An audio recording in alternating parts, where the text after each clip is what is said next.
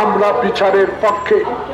নতুন দলের নাহিদ আপনার রক্তে, সহযোদ্ধার রক্তে অর্জিত এই স্বাধীনতা অনুগ্রহ করুন। নতুন দল নিয়ে মাঠে মাঠে যান, গ্রামে গঞ্জে যান, পৌরসভা যান, উপজেলা যান, জেলা সদরে যান, বিভাগে যান, নিজের জনপ্রিয়তা যাচাই করুন।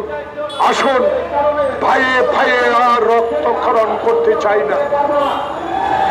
গণতন্ত্রের জন্য একই মাঠে থাকি, স্বাধীনতা রক্ষার জন্য একই মাঠে থাকি। মত ভিন্ন হতে পারে, কিন্তু লক্ষ্য এক, 18 কোটি মানুষ, লক্ষ্য এক গণতন্ত্র, লক্ষ্য এক আমার ভোটে সংসদ হবে, সেই ভোটে সংখ্যাগরিষ্ঠতা সরকার গঠন করবে। এই লক্ষ্যে আসুন। আমাদের মধ্যে আর মতবিরোধ নয়।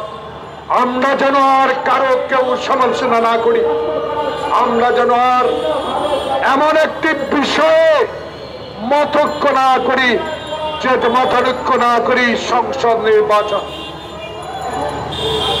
সকল সমস্যার সমাধান ওই জাতীয় সংসদ স্পিকারের সভাপতিত্বে হবে। এমন স্পিকার হবে যেটা আব্দুল হামিদ নয়, এমন স্পিকার হবে, সিলেটের কি নাম আমার সময় স্পিকার ছিল, হুমায়ুন সাহেবের মতো নয়, হুমায়ুন রশিদের মতো নয়। এমন স্পিকার হবে না যে স্পিকার টাঙ্গাইল না, সিরাজগঞ্জের টুকুর মতো হবে।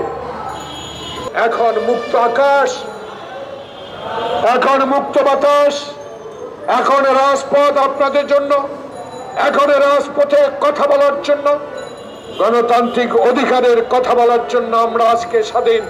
সেই স্বাধীনতা এনে দিয়েছে 16 বছর আন্দোলন করে বাংলাদেশের জাতীয়তাবাদী শক্তির সাথে সকল গণতান্ত্রিক রাজনৈতিক দলগুলো সেই 16 বছরের আন্দোলনের ফসলকে ঘরে তুলেছে জুলাই আগস্ট বিপ্লবের নাহিদের নেতৃত্বে। এই ছাত্র বৈষম্য মা হারিয়েছি জেলে থেকে, চোখের পানিতে বুক ভিজিয়ে দিয়েছি।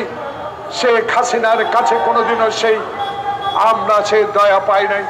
আমার বন্ধু ইলিয়াস আলী যখন তার ছোট্ট বাচ্চা নিয়ে গণভবনে যায়, তখন ছোট্ট বাচ্চা চিৎকার দিয়ে হাসিনাকে বলেছে, মা। এই ঈদে জামা জুতো অ্যাকসেসরিজের ডিসকাউন্ট। আমার বাবাকে একটু ফিরিয়ে দাও। সেজন্য শেখ হাসিনার মন গলে নাই। প্রিয় বন্ধুগণ, মির্জা আব্বাসকে যখন, মির্জা ফখরুল ইসলাম আলমগীর, আমির রিজভীকে যখন, আমানুল্লাহ আমানকে যখন এই মেহেদিরা অফিসে ভেঙে গ্রেপ্তার করে নিয়ে যায়, তখন আমার ছেলেরা, আমার মেয়েরা, সকল নেতৃবৃন্দের পরিবার যখন শেখ হাসিনার কাছে বিনয়ের সহিত আবেদন করেছিল, প্রিয় প্রধানমন্ত্রী, আপনি দেশ পরিচালনা করছেন অবৈধভাবে, আজকে অবৈধভাবে বিএনপি অফিস ভাঙচুর করে যে নেতৃবৃন্দকে গ্রেপ্তার করে নিয়ে যাচ্ছেন, তারা অসুস্থ, কেউ কিডনি আক্রান্ত, কেউ হার্টের রোগে আক্রান্ত, কেউ অর্ধবয়সী, কেউ পূর্ণবয়সী, আজকে তাদের মুক্তি দেন।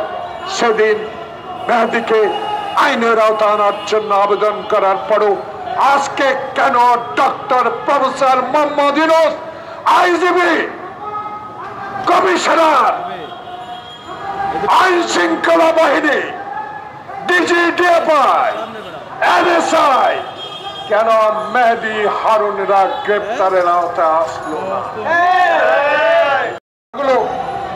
আমার প্রিয় স্বরাষ্ট্র উপদেষ্টা, যার সাথে যুদ্ধে অংশগ্রহণ করেছি, যাকে আমি মনে করি একজন সবচেয়ে প্রিয় অনেস্ট ব্যক্তি,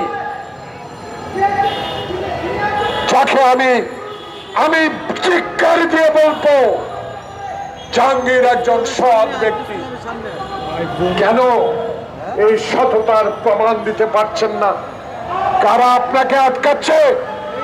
এদেরকে গ্রেপ্তার করার জন্য তাদের নাম আমাদের কাছে প্রকাশ করুন।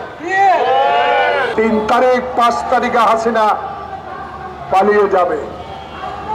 2 তারিখ রাত্রে থেকে তার সাঙ্গ পাঙ্গ তার পরিবার সবাইকে বলেছে যত ডলার আছে ব্যাংকে, পাউন্ড আছে সব নিয়ে চলে যাও, আমি চলে যেতে পারবো।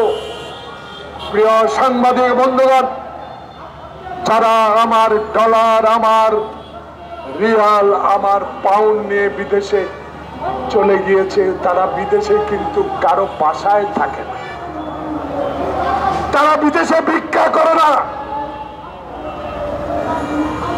তারা বিদেশে 5 স্টার হোটেলে থাকে।